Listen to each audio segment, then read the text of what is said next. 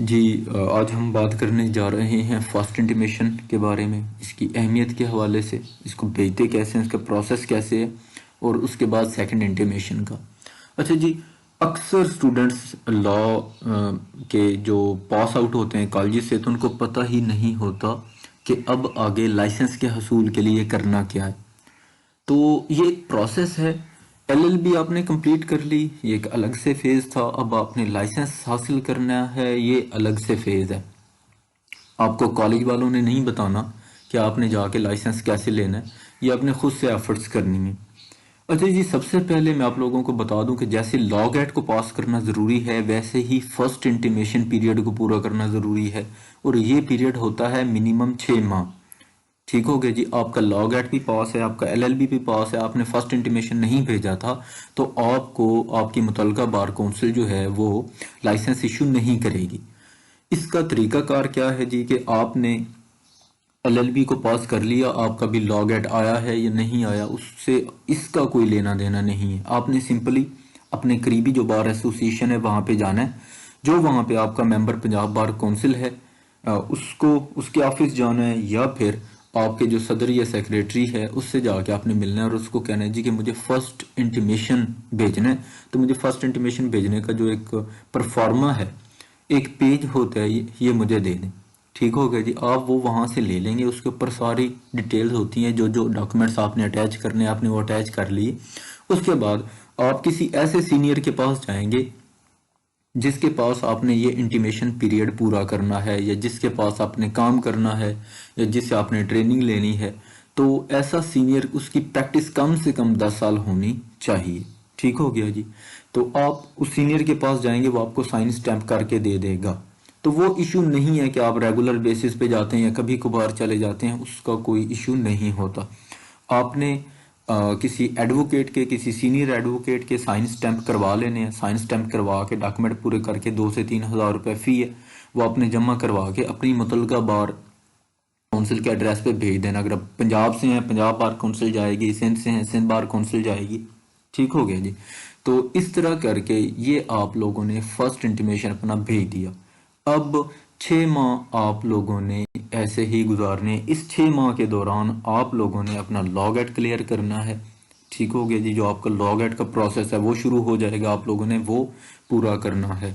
अब बहुत सारे लोग ऐसे मिले हैं, या बहुत सारे लोग ऐसे पूछते हैं जी कि सर हमने फर्स्ट इंटीमेशन नहीं था भेजा, लॉ गेट पास हो गया, क्या हम फीस जमा करवा के हमें लाइसेंस मिल जाएगा? तो कतई नहीं मिलेगा, कोई सवाल पैदा नहीं होता कि फर्स्ट इंटीमेशन के बगैर आपको आपका लाइसेंस जो है वो मिल जाए। तो जैसे ही लॉ आपका पास हो, एलएलबी पास हो, लॉ गेट आपका पास है या नहीं है, लॉ गेट कब आ रहा है, इससे कतई नज़र आप लोगों ने अपना फर्स्ट इंटीमेशन भेज देना है। ये नहायत ज़रूरी है, इंतहाई ज़रूरी है। 6 माह का ये प्रोसेस है, ये मैंने आपको बता दिया जी कि आज से अगर आप भेजेंगे तो एग्जैक्ट 6 माह के बाद आज के ही दिन आप एलिजिबल होंगे अपना लाइसेंस लेने के लिए। उसके बाद है जी सेकंड इंटीमेशन क्या है और उसका प्रोसेस क्या है। फर्स्ट इंटीमेशन आप लोगों ने भेज दिया, उसके बाद आप लोगों ने लॉ गेट को पास करना है। लॉ गेट आप लोगों का पास हो गया, अब होता है जी सेकंड इंटीमेशन का जो एक प्रोसेस शुरू।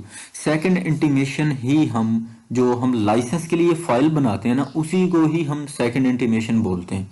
वो जैसे आप लोग सिंपल वर्ड्स के अंदर जी मैं लाइसेंस की फाइल बना रहा हूँ, तो वही सेकंड इंटीमेशन होता है। अच्छा जी, अब क्या करना है, अब आप लोगों ने डॉक्यूमेंट्स आपको मिल जाएंगे। जो आपका करीबी मेंबर है बार काउंसिल का, चाहे वो पंजाब बार काउंसिल का हो, सिंध का हो, बलोचिस्तान का हो, या केपीके का हो, या फिर आपका जो आपकी डिस्ट्रिक्ट बॉडी है, बार एसोसिएशन है, वहाँ पे सदर या सेक्रेटरी के ऑफिस से आपको सेकंड इंटीमेशन के तमाम फॉर्म मिल जाएंगे। वो तमाम फॉर्म आपने लेने हैं, उनकी रिक्वायरमेंट्स पूरी करनी है, उसके साथ जो जो डॉक्यूमेंट अटैच करने हैं, जिस जिस तरह से पिक्चर्स, वो हर चीज़ उसके ऊपर पूरी डिटेल लिखी होती है। आपकी फ़ी कितनी है वो भी मैं बता चुका हूँ, अदरवाइज उस पेपर के ऊपर भी मेंशन होती है, जो पेपर्स आपको वहाँ से सेकंड इंटीमेशन के मिलेंगे। ठीक हो गया जी, आपने वो तमाम फीसेस जमा करवा दी, हर चीज़ जमा हो गई, आपने उसकी सारी रिक्वायरमेंट्स पूरी कर दी। उसके ऊपर हर चीज़ लिखी हुई होती है कि यहाँ पे इस बंदे के सिग्नेचर होंगे, यहाँ पे इस बंदे के सिग्नेचर होंगे, यहाँ पे ये चीज़ आएगी, यहाँ पे ये चीज़ आएगी। इसके बाद जिस बंदे के थ्रू आपने फर्स्ट इंटीमेशन भेजा था, उसके फिर से सेकंड सेकंड इंटीमेशन के ऊपर साइन भी होंगे और 20 केसेस की लिस्ट भी लगेगी।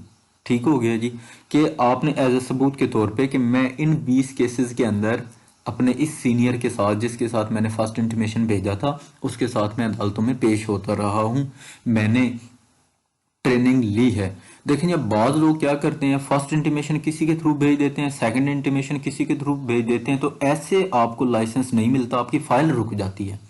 आपने याद रखना है, फर्स्ट इंटीमेशन किसके थ्रू भेजा, फिर आपके ऊपर लाजिम है कि सेकंड इंटीमेशन उसी के थ्रू भेजें। ये नहीं हो सकता कि फर्स्ट इंटीमेशन आप किसी के थ्रू भेजें, सेकंड इंटीमेशन आप किसी के थ्रू भेजें। लिहाजा पहला इंटीमेशन भेजते वक्त सीनियर का इंतखाब इंतहाई सोच समझ के करें, ताकि आपको सेकंड इंटीमेशन भेजते वक्त कोई परेशानी ना हो।